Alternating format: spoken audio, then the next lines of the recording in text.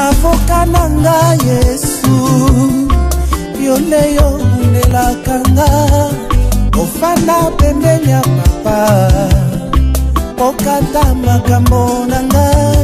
Donc on a les regrets d'annoncer la mort de notre bien-aimé, notre prophète Kiala Kimbembe qui est parti.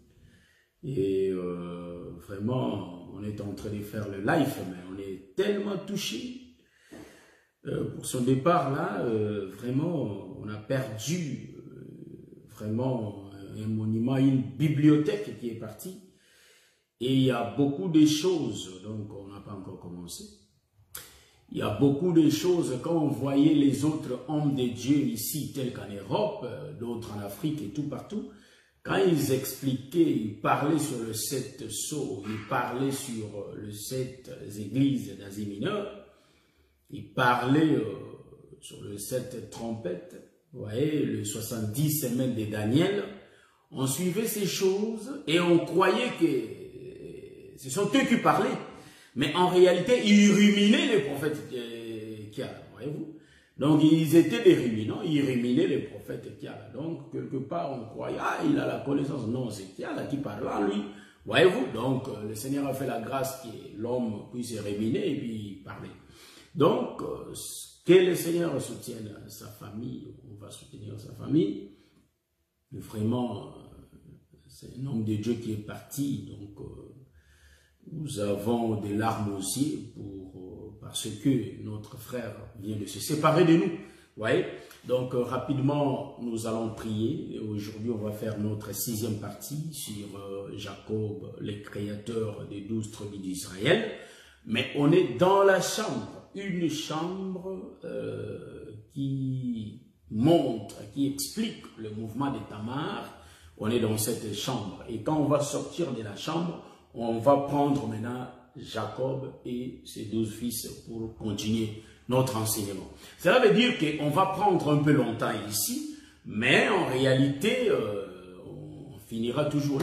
On n'est pas en train de courir, mais par la grâce de Dieu, on va finir toujours à tout parler. Donc voilà, c'est un peu ça. Donc rapidement, nous allons prier. Nous te bénissons, l'homme de Galilée, et nous recommandons ce moment entre tes saintes mains. Laisse que toi-même, tu puisses nous parler parce que tu es le Dieu qui parle à ton peuple. Je recommande ce moment entre tes saintes mains, Jésus.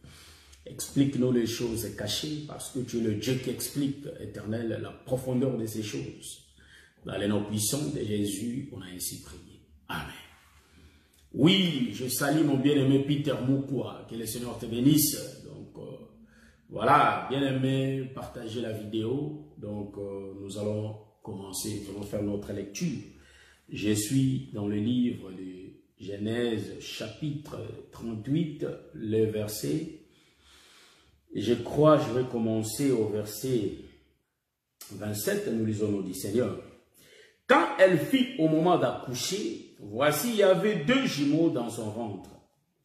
Et pendant l'accouchement, il y en a eu un qui présenta la main, la sage-femme l'a pris et y attacha un fil cramoisi en disant c'est lui qui sort le premier. Donc celui qui sort le premier, c'est celui qui avait fait sortir sa main.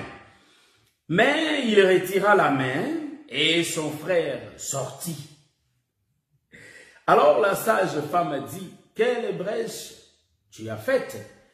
Et elle lui donna le nom de Péretz. Ensuite sortit son frère, qui avait à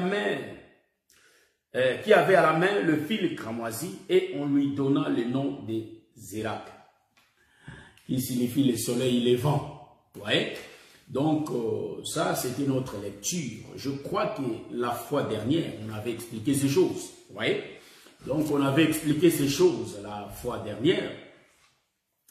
J'ai bien dit, et j'avais suivi, donc il faut que je puisse épingler ça. J'avais bien suivi, c'était hier, je crois, ou avant-hier. Il y avait notre apôtre Amani, il y a le bien-aimé Obed qui parlait des 70, il a relié les 70 semaines avec la création, et ça causait un peu de problème. Donc moi j'avais dit, j'avais intervenu pour dire que Voyez-vous que sur terre, quand on marche, quand on est sur terre, nous allons comprendre qu'on respecte des lignes, voyez-vous. Donc des lignes ici, je les typifie comme la doctrine. Mais quand on est sur les airs, quand on est dans les airs, et dans les airs, là-bas, bien aimé, on ne peut pas respecter, voyez-vous. Il n'y a pas un chemin tracé qui va tout droit, que l'aviateur va suivre. Non, là, par là, l'avion, soit l'hélicoptère, ne suit pas. Donc, quand je parle, quand on est sur terre, c'est la doctrine. Et quand je monte dans les airs, je touche la révélation, je touche la prophétie et la révélation. Voyez-vous, c'est être dans les airs. C'est ça, bien aimé. Donc, aujourd'hui, en réalité, je vais essayer d'aborder aussi quelques aspects. Donc, cette histoire de Tamar avec ces deux jumeaux, je l'avais déjà touché, je l'avais déjà parlé, mais aujourd'hui, je vais faire une tournure. Est-ce que vous voyez ça? Donc, nous disons que dans la révélation, on peut entrer dans plusieurs dimensions. Donc, on peut montrer plusieurs facettes d'expliquer les Écritures. Vous voyez? Une même histoire qui est l'ombre, frère. Une même histoire de l'ombre, mais quand on touche la réalité va dégager beaucoup d'ombre de la même histoire. Est-ce que vous voyez? C'est ce qu'on va faire aujourd'hui. J'avais déjà expliqué, donc je vais récapituler un peu. Il y a de cela 2 semaines, si je ne me trompe pas. Voilà, il y a de cela 2 semaines. J'avais bien expliqué que Zérak, en réalité, je suis dans l'histoire de Tamar qui avait mis 2 jumeaux au monde. Tamar, dont les enfants étaient venus de Juda, les fils de Jacob, l'un des fils de Jacob, avait engrossé Tamar, sa belle-fille. Vous voyez ça? Et sa belle-fille avait mis au monde 2 jumeaux. Et j'avais expliqué les mouvements là que les jumeaux avaient fait.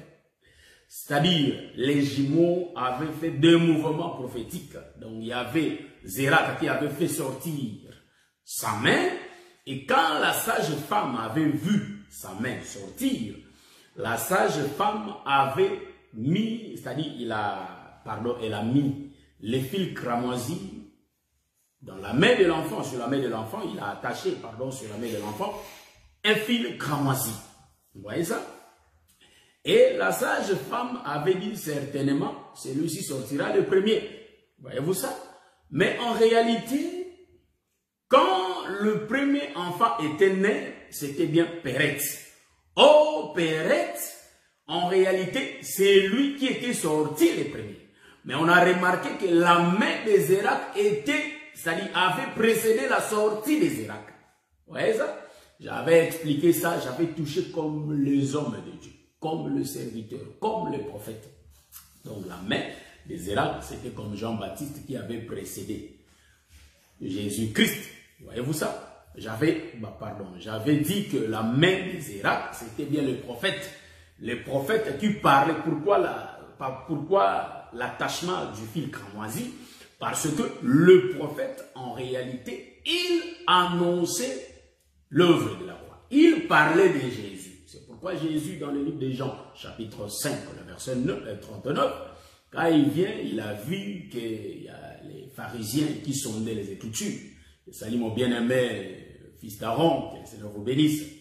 Donc, il dit que vous sondez les Écritures, vous croyez avoir en elles la vie éternelle. Mais ce sont elles qui rendent témoignage de vous. Voyez-vous ça? Donc, tous les prophètes de l'Ancienne Alliance ont prophétisé sur cet homme de Jésus. Voyez-vous ça? C'est pourquoi la main de notre bien-aimé Zérak qui était sorti, voyez-vous ça? C'était bien en réalité les prophètes de l'Ancienne Alliance qui parlaient de l'œuvre de la croix. Ils prophétisaient de Jésus. Voyez-vous ça? Et après ça, il y a quelqu'un qui avait ouvert la brèche. En réalité, c'était Péret. Or, Péret qui vient après, nous avons dit que c'était lui le dernier prophète. Donc, Péret était l'ombre de Jean-Baptiste qui sort pour préparer les chemins afin que Zérak vienne. Vous voyez comment on avait expliqué. Mais aujourd'hui, on va prendre, ce sont de mêmes Écritures, mais on va tourner dans un autre sens. C'est pourquoi nous disons qu'on peut agiter, voyez-vous ça? On peut agiter la nuit, on peut secouer la nuit, du deux côtés, voyez-vous ça? Donc nous disons que dans la révélation, nous pouvons tourner de plusieurs manières. Bon, je vais aujourd'hui prendre les mêmes écritures, mais prendre une autre route. Donc, nous prendrons un autre sens, mais les mêmes écritures. Vous voyez ça? Donc, j'ai essayé un peu de récapituler ce qu'on avait vu la fois dernière. Mais maintenant, ici, j'ai relis l'écriture. Nous lisons au nom de Jésus. Quand elle fit au moment d'accoucher, elle est là, en réalité, c'est Rachel, et pardon, c'est Tamar. C'est Tamar. Donc, on est dans l'histoire de Tamar. Lisons. Quand elle fit au moment d'accoucher, voici, il y avait 2 jumeaux dans son ventre. Et pendant l'accouchement, il en eut un qui présenta la main. La sage-femme l'a pris, donc elle avait pris la main là, et il attacha un fil cramoisi, en disant, celui-ci sort le premier. Mais il retira la main, et son frère sortit.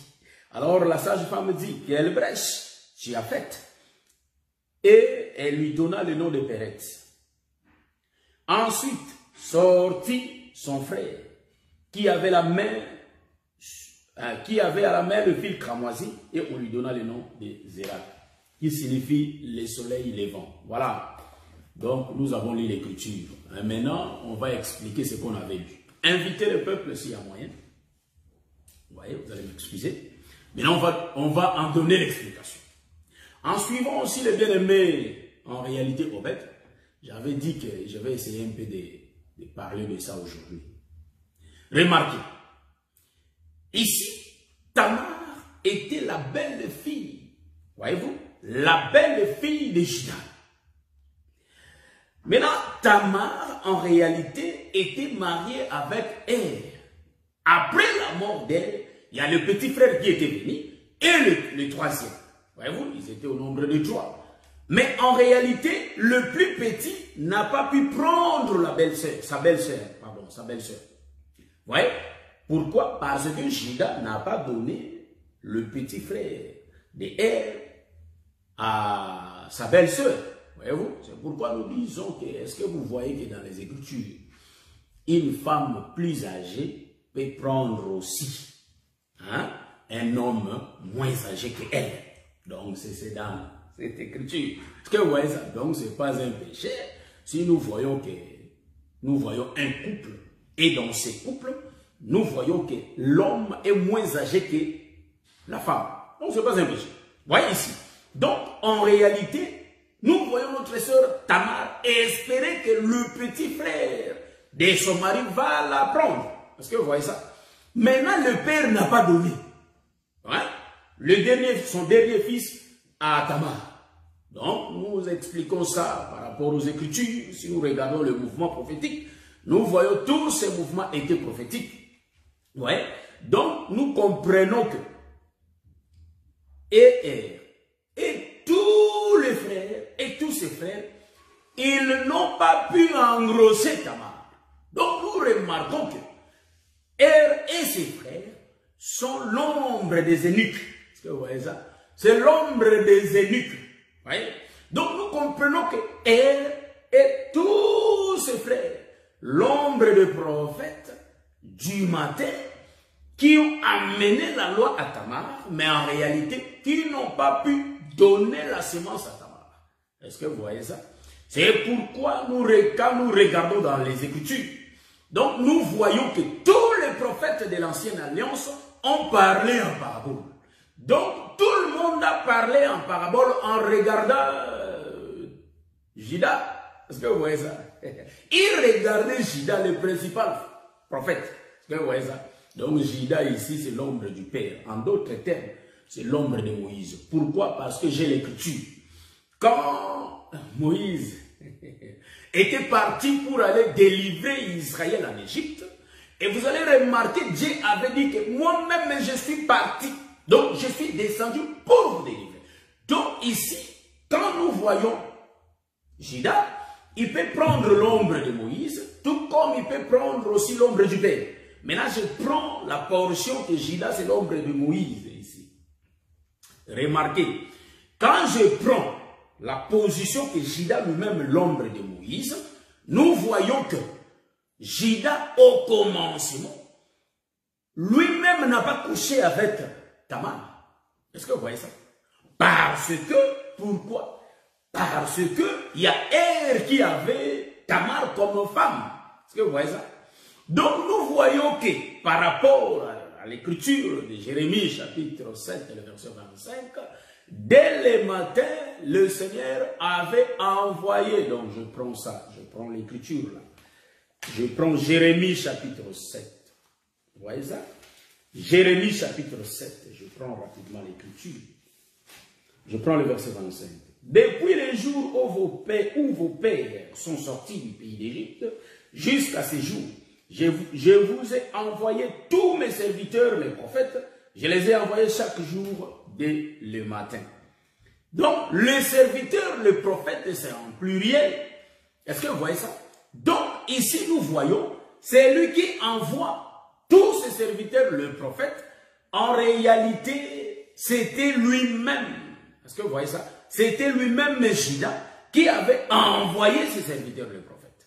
Donc, à commencer par Er et ses frères, ce sont les prophètes de l'ancienne alliance qui n'ont pas pu donner la sémence. C'est ce que nous connaissons dans cet évangile. Et maintenant, nous disons que tous les prophètes qui ont marché au temps du matin, ils regardaient Moïse. Donc, nous disons aussi que Judas ici, c'est Moïse et frère. Parce que tous les prophètes ont parlé en parabole, mais c'est Moïse qui parle en parabole. Donc, nous disons que le temps que Er était parti, nous comprenons que Er était représenté par les pères. Parce qu'aux temps anciens, c'est le papa qui prenait la femme pour son enfant. Est-ce que vous voyez ça? Donc, en réalité, vous allez comprendre que Israël était la femme de Moïse. Quand bien même que tous les prophètes étaient descendus en Israël, mais Israël reste la femme de Moïse. Pourquoi j'ai dit ça?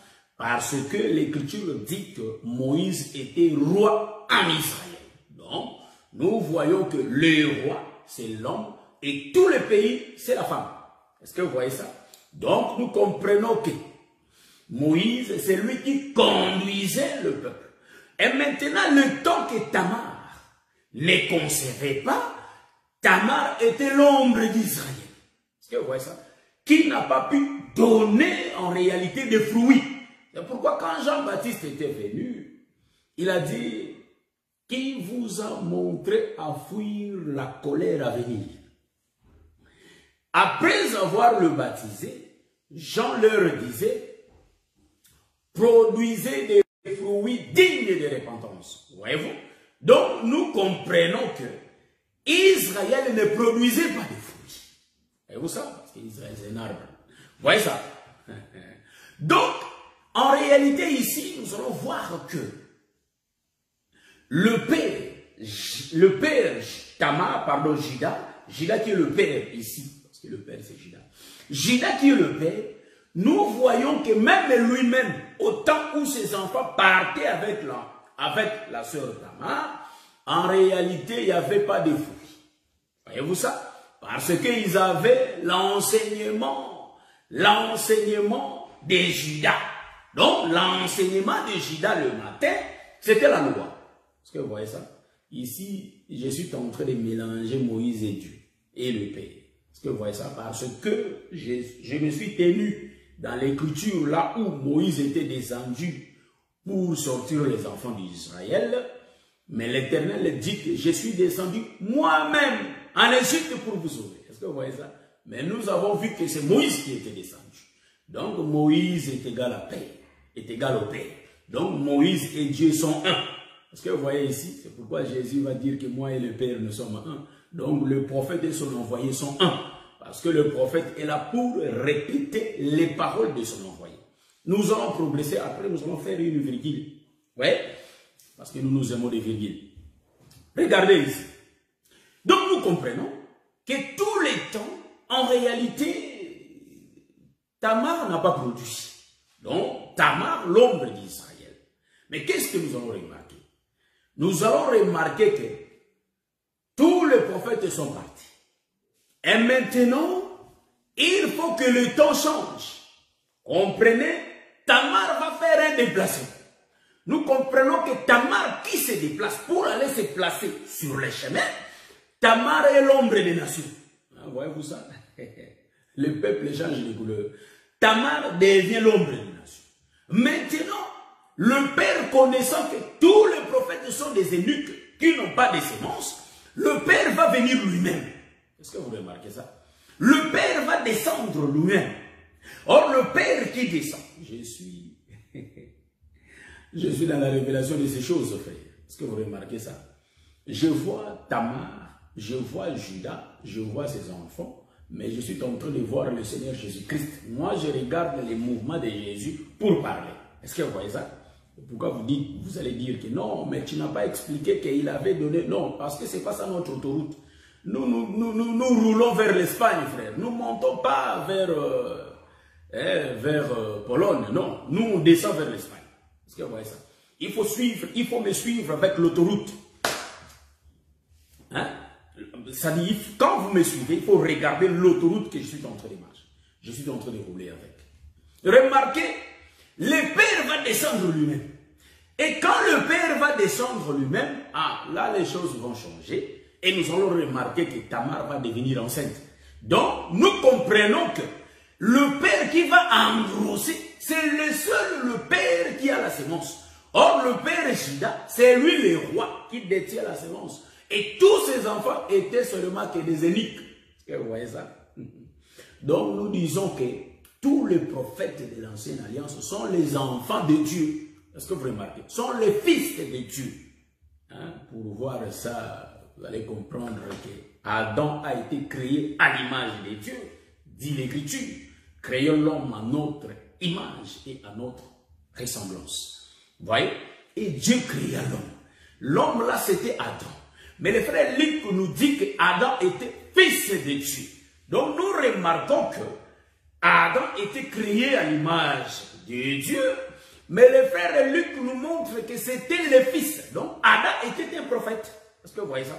Le prophète Adam et tous les restes des prophètes sont les fils. Voilà pourquoi nous allons remarquer que Judas, tous ses enfants, en réalité, sont... Voyez-vous, tous ses enfants sont des prophètes. Or, les prophètes sont des eunuques. Voilà pourquoi aujourd'hui, bien aimé, je vais descendre un peu. Nous disons que tous les ministres sont des eunuques. Tous les ministres n'ont pas de sémence. Si vous voyez un ministre qui a une sémence, nous comprenons que celui-là ne vient pas de Dieu. Donc, nous comprenons que par rapport au livre de Jérémie, chapitre 23, le conseil de Dieu a été organisé. Et si vous voyez qu'un ministre qui est en train de donner sa sémence au peuple, nous comprenons que ce ministre-là n'est pas envoyé de Dieu. Est-ce que vous remarquez? Pour voir ça bien, frère, vous allez comprendre que dans le champ, il y a de l'ivraie et il y a du blé. Est-ce que vous remarquez? Si nous prenons le blé comme les envoyés, donc nous comprenons que le blé ont été envoyés par Dieu. Mais l'ivraie, c'est lui qui était venu le planter. C'était bien le diable. Est-ce que vous voyez ça? Donc aujourd'hui, nous avons des serviteurs de Dieu et nous avons des serviteurs du diable. Nous sommes tous dans le même champ. Est-ce que vous remarquez ça? C'est pourquoi vous allez voir qu'un ministre, il donne sa sémence. Donc, il détourne le peuple de la bonne voie. Voyez-vous ça? Il commence à donner sa sémence à lui. Au lieu de présenter Christ, ils font semblant de présenter Christ. Mais ce sont eux qui règnent sur le peuple. Est-ce que vous voyez ça? Donc, ce sont eux-là qui dictent le peuple. C'est pourquoi nous nous effaçons, frère. Hein, nous disons, moi je crois que les gens peuvent témoigner. Moi, j'appelle personne pour dire qu'il ne faut pas suivre celui-là. Et celui-là est comme ça. Moi, je ne suis pas comme ça, frère. On fait l'œuvre du Seigneur et c'est le Seigneur qui se manifeste à la fin. Si vous voyez un ministre, un prédicateur qui est en train de sensibiliser le peuple, lui là, hein, ouais, Jésus avait dit, c'est Moïse qui vous accuse. Ouais? Donc nous comprenons que c'est un serviteur de Moïse qui accuse le peuple. Est-ce que vous voyez ça? Donc c'est lui là est comme ça. Non, nous, on ne nous a pas envoyé pour venir présenter, non. Nous ne présentons pas un homme. Nous présentons Jésus. Nous présentons le véritable Judas. Est-ce que vous voyez ça? Donc, remarquez, tous les temps-là, nous comprenons que c'était le temps du matin où tous les prophètes n'avaient pas de semences. Vous voyez que le peuple a commencé à marcher. Le peuple, donc, nous comprenons que la marche de Tamar était les souffrances. Que vous voyez? Tamar s'inquiétait. Tamar savait que quand elle est avec un homme, il faut qu'elle devienne enceinte. Mais en réalité, les hommes qu'elle croisait n'avaient pas de semences. Les hommes-là étaient des stériles. Donc, ils ne pouvaient pas donner la semence. Nous comprenons que c'était bien les éniques. Ce sont des vrais prophètes de Dieu qui ne pouvaient pas ensemencer la femme. Donc, c'est lui qui détient la semence. En réalité, c'est le roi lui-même. Est-ce que vous voyez ça? C'est le roi lui-même. Donc, nous allons continuer. Maintenant, Tamar va faire la marche pour aller se placer sur la route. En quittant la maison. Est-ce que vous voyez ça? Pour aller se placer sur la route. Nous faisons une virgule pour voir que ça change le temps. Remarquez, c'est le temps, il faut que le Père vienne lui-même. Parce que le peuple a beaucoup souffert. Est-ce que vous remarquez ça? Donc, ça change la dispensation. Remarquez, donc, le temps du matin finit. Et nous remarquons que Tamar change d'endroit. Parce que le Père va descendre là-bas. Donc, remarquez une chose. J'ai l'écriture de Michel. Donc, le Père, en réalité, va prendre tous ses enfants. Est-ce que vous remarquez? Le Père, il va marcher. Est-ce que vous remarquez ça? Parce que le Père était resté chez lui dans la maison. Mais le Père va quitter la maison pour aller vers une autre ville. Est-ce que vous remarquez ça? Donc, en chemin faisant, nous allons remarquer que, en réalité, le Père va croiser Tamar qui s'était déguisé. Hein? Donc, nous ne détaillons pas l'écriture là parce qu'on a beaucoup à dire, ce n'est pas notre autoroute, hein? Voyez-vous ça? Parce que ça, il faut lire ça, c'est dans le livre de Genèse chapitre 38. Hein? C'est là où il y a l'histoire là. Est-ce que vous remarquez ça? Donc, quand Judas était éloigné de ses frères, donc c'est là où ça a commencé. Mais nous avons pris seulement ça. Hein, voyez-vous ça? Donc, Tamar s'est déguisée comme une femme prostituée, ça on connaît, mais on ne donne pas de détails parce que ce n'est pas ça notre autoroute. Nous, on est là où l'enfant va sortir, les enfants vont sortir du ventre de Tamar. Remarquez, le père va marcher lui-même et le père va partir donner la semence. Voyez-vous ça? Donc, le père qui change de camp. La maison de Judas, c'était Israël. Là où il y avait la femme qui espérait mettre au monde. Est-ce que vous voyez ça? Donc, la terre, par rapport au livre d'Ésaïe, nous remarquons que c'est une épouse. Or, quand nous regardons dans la maison de Judas, nous voyons Tamar qui était là comme une épouse. Voyez-vous? Mais tous les enfants n'ont pas pu donner la semence. Même le dernier fils n'est même pas parti. Donc, si le dernier fils n'est pas parti avec la sœur Tamar, nous comprenons que le fils dernier n'a pas aussi prêché à Tamar. Donc, Tamar, comme une femme, n'a pas reçu l'enseignement, donc la semence, la vie. Parce que la vie se trouve dans le fils. C'est pourquoi vous allez remarquer même Sarah, toute sa jeunesse n'a pas pu être enceinte. Parce que quand notre prophète Abraham partait visiter Sarah, en réalité, Abraham descendait comme tous les prophètes de l'Ancienne Alliance. Est-ce que vous voyez ça? Mais maintenant, vers le soir, nous comprenons que Dieu va descendre avec le Père. Là, je suis en train de voir David, frère. Parce que moi, je roule trop dans les virgules. Parce que vous allez comprendre que quand Abraham couchait avec la sœur Sarah pour donner la semence, nous comprenons que ce sont les trois frères de David, en réalité, qui étaient là avec tout Israël, mais qui n'arrivaient pas, voyez-vous ça, à donner la semence à Israël, parce qu'Israël avait toujours peur. Peur de qui? Peur de Goliath. Est-ce que vous voyez ça? Maintenant, donner la semence, c'est faire croire que nous avons un Dieu puissant qui sait nous délivrer. Donc, il faut tuer Goliath. Voyez-vous ça? Maintenant, nous comprenons que vers le soir, quand Abraham était devenu vieux, est-ce que vous voyez ça? Nous comprenons, la sœur Sarah aussi était devenue vieille. Ça change, vous voyez, la même personne jeune, mais avec le temps, la même personne devient vieux. Donc, au temps de la jeunesse de Sarah, Sarah était l'ombre d'Israël. Mais quand elle va vieillir, nous comprenons que Sarah va devenir l'église. Est-ce que vous voyez ça? Sarah va devenir l'église. Parce qu'elle aura la facilité d'avoir l'enfant. Jean chapitre 1, Jean chapitre 5, le verset 12. Celui qui a les fils a la vie. Mais celui qui n'a pas les fils n'a pas la vie.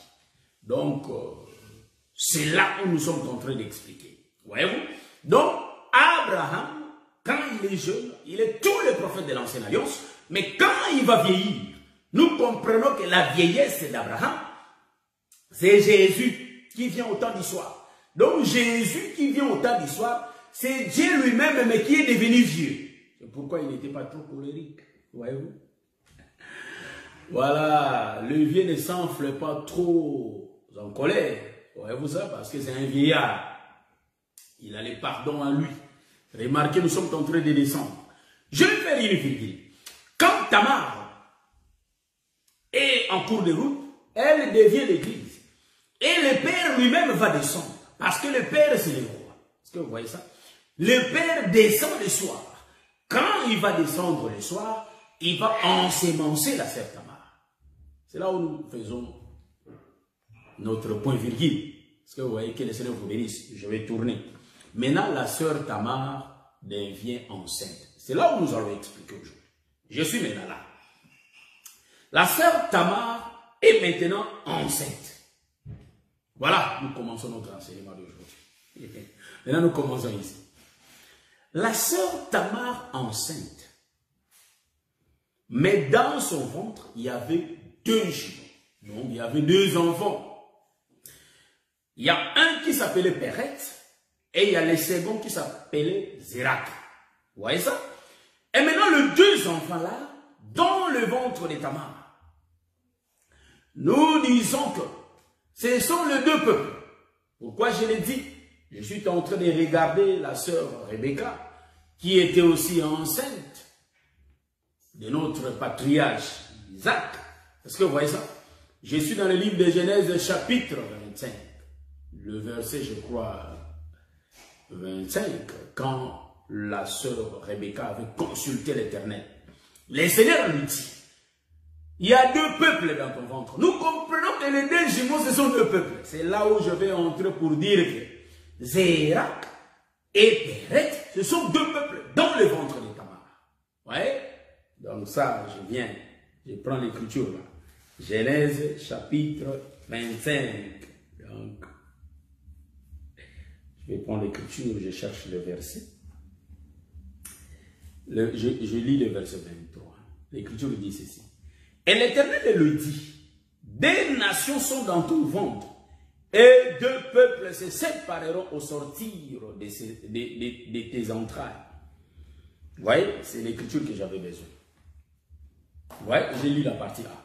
Donc, les 2 jumeaux dans le ventre de Tamar, nous comprenons ce sont 2 peuples, 2 nations. Vous voyez ça? Donc, c'est les 2 peuples. Qui sont ce peuple-là? C'était Péret et Zérak. Mais remarquez une chose. Ici, vous allez remarquer que le ventre de Rebecca, en réalité, c'est ça l'ombre du monde. Voyez-vous ça? Donc là, je vais virguler à mort pour aller voir ça. Hein? Vous voyez ça? Donc, le ventre de notre sœur Tamar, c'est ça l'ombre du monde qui détient 2 peuples à l'intérieur. Vous remarquez? Donc, ici, quand nous virgulons, nous comprenons que Tamar, en réalité, c'est elle qui porte les enfants. Mais je vais prendre les écritures. C'est la sœur Tamar qui porte les enfants. En d'autres termes, c'est la sœur Tamar qui est en train d'enseigner les enfants. Mais remarquez des choses. Quand nous allons prendre l'écriture, c'est là où nous allons revenir vers Jésus. Nous prenons l'écriture. Je suis dans le livre de Jean chapitre 17. Vous voyez? Aujourd'hui, je lis aussi la Nouvelle Alliance. Et je touche ça. Jean chapitre 17. Suivez-moi attentivement. Nous sommes dans la chambre. Nous connaissons que notre thème principal, c'est Jacob, les créateurs de 12 tribus d'Israël. C'est ça le thème principal. Mais nous étions entrés dans la chambre, dans cette chambre de Tamar qu'on est là. On finit dans la chambre de nettoyer la chambre. On ne va pas aussi finir parce que d'autres ministres vont passer. Et moi, je ne saurais pas le finir. Donc, nous puisons ce que le Seigneur nous fait la grâce de puiser dans cette chambre. Et quand nous allons sortir au salon, c'est là où nous allons continuer à toucher Jacob. Remarquez dans la chambre, c'est ce que je suis en train de dire. Jean chapitre 17. Je prends l'écriture. Jean chapitre 17, le verset. Je vais chercher, supportez-moi. Hein. Le verset 6. J'ai fait connaître, ça c'est le Seigneur qui est en train de parler, le Seigneur Jésus-Christ. Il dit, j'ai fait connaître ton nom aux hommes que tu m'as donnés du milieu du monde. Dans le monde, c'est le ventre là de Tamar. Hein? Les hommes que le Seigneur lui a donnés, les hommes là, en réalité, c'est Péret et c'est qui? C'est Térak. Donc, ici il dit, j'ai fait connaître ton nom aux hommes que tu m'as donnés du milieu du monde. Ils étaient à toi. Ah, ça gêne. Ils étaient à toi et tu me les as donnés. Et ils ont gardé ta parole. Oh, ça gêne. Voyez-vous ça? Donc ici, je suis en train de voir la sœur Tamar qui est en train de dire, comme le Seigneur Jésus-Christ. Donc Tamar est l'ombre du Seigneur qui garde deux peuples. Est-ce que vous remarquez ici? Hein? Tamar, Jean chapitre 17, le verset 6. Bien-aimé Peter Mou, quoi que les Seigneurs vous bénissent. Donc Tamar, c'est l'ombre du Seigneur. Mais le Seigneur a le ventre. En d'autres termes, le ventre de Tamar, c'est l'arche de Noé qui détient deux peuples. Est-ce que vous voyez ça? L'arche de Noé détient Térak et l'arche de Noé détient Péret. Est-ce que vous voyez ça? Ça gêne. Je suis dans les livres de Genèse toujours. Hein? Donc, je revois l'écriture pour que nous sautions là où nous sommes. Je revois rapidement l'écriture. Je revois ça rapidement. Hein? Donc, nous avons bien dit, je suis dans les livres de Jean chapitre 17, le verset 6. Voyez-vous ça? Donc, nous comprenons que les enfants là, le deux, Zérak et Péret, le deux jumeaux étaient dans le ventre de Tamar. Donc, Tamar, c'est elle qui faisait nourrir ses enfants. Or, les enfants là, en réalité, ils se nourrissent. Nous connaissons l'anatomie, nous connaissons la biologie. Voyez-vous ça? Donc, c'est le cordon ombilical qui fait nourrir les enfants. Donc, la mère est liée par ces cordons avec les enfants. Est-ce que vous voyez ça? Donc, nous comprenons que la maman qui nourrissait les enfants là, en réalité, c'était la sœur Tamar. Il est l'ombre du Seigneur Jésus-Christ. Mais ici, le Seigneur dit qu'ils étaient à toi. Voyez-vous ça? Les enfants étaient à qui? Donc, nous comprenons que ces enfants-là étaient à Dieu. Or, Dieu, ici, dans notre histoire, c'est l'ombre de Judas. Donc, Judas qui est l'ombre du Père, et nous comprenons que Tamar, c'est la mère. Voilà pourquoi le Seigneur, quand il va venir, il va dire, Jérusalem, Jérusalem, j'ai voulu vous rassembler, donc vous réunir comme une poule qui réunit ses petits. Est-ce que vous voyez ça? Donc, nous comprenons que Jésus était un homme. Mais en réalité, quand il vient pour porter le peuple, pour réunir le peuple, il se présente comme il joue le rôle d'une femme. Est-ce que vous voyez ça? Parce que si nous regardons par rapport à l'enseignement de la nature, ou soit ici je reviens dans les livres de Genèse, dans la création, vous allez remarquer que Dieu va faire le monde. Le monde, c'est quoi? Dieu va faire le monde, c'est le ciel. Est-ce que vous voyez ça? Dieu va mettre le soleil et il va mettre la lune et les étoiles. Donc, pour faire les mouvements, nous comprenons que le soleil vient seul, mais la lune vient avec les étoiles. Nous comprenons celui qui vient avec les étoiles, c'est la lune. Donc, la lune, c'est la mère qui a des enfants. Si je regarde l'écriture de Genèse 37, c'est là où le bien-aimé Joseph est en train de présenter son songe. Mais quand le père va venir, il va interpréter les songes.